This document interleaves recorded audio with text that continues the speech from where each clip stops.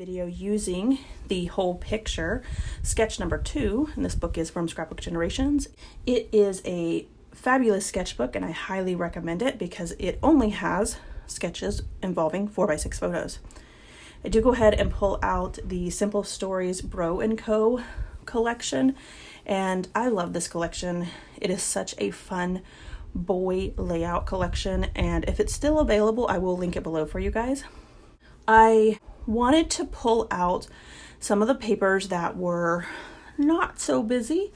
The main paper that I use is a gray paper that has stars on it, and then I went ahead and added that really fun star paper, which is probably my favorite sheet of paper in this collection, and so I'm using it in small bits and pieces so that I can stretch that piece of paper as much as possible.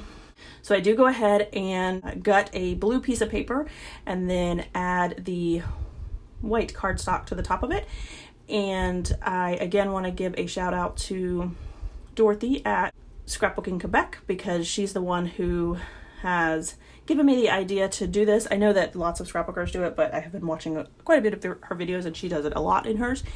I am just loving that at this current moment. So I've been doing a lot of that in my layouts lately. This sketch calls for 2 photos on the right hand side of the layout and then 3 photos on the left hand side of the layout. 2 photos that are on the very far end of the layout.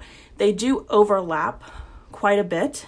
However, because these photos are selfies, it makes it difficult to overlap without like cutting off either my face or his face. So I do decide to eliminate one of the photos and then bring out this card here that says, just do your thing. These photos are of Eli. He was eating whipped cream and he said, hey, come take a picture of me eating whipped cream. So of course I jumped in the photo with him, took these selfies, and he's just being silly with the whipped cream on his mouth. So there's nothing really fancy about it. It's just, fun photos. So I thought that the just do your thing as the title of this would be perfect. Going through the ephemera, pulling out any of the ephemera pieces that I think might work. I do end up using this banner piece over there on the far right hand side, and I added a little foam finger with a number 1 and then the little beanie hat that says dude on it, as well as the label sticker behind it. I do add fun foam to that beanie hat just so that it can give it a little bit of dimension in that cluster.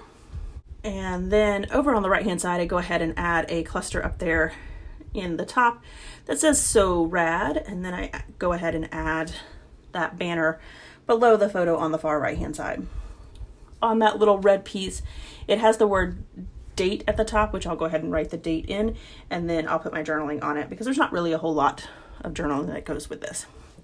I do have the brads for this collection as well, so I'm adding a couple of brads to each one of the clusters, and then I always put washi tape on the back of my layout to cover up the brad pieces on the back.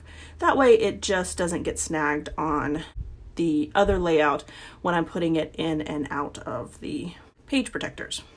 This layout was super simple, and like I said, the photos were super simple. So here is my final layout as well as some close-ups. This layout came together super quick because it was a super simple layout. There wasn't much to the photos. I just wanted to document it. This little man being super silly.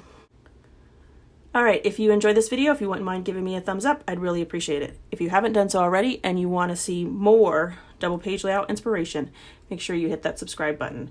Thanks everyone for watching, and I hope that you have a scrappy day.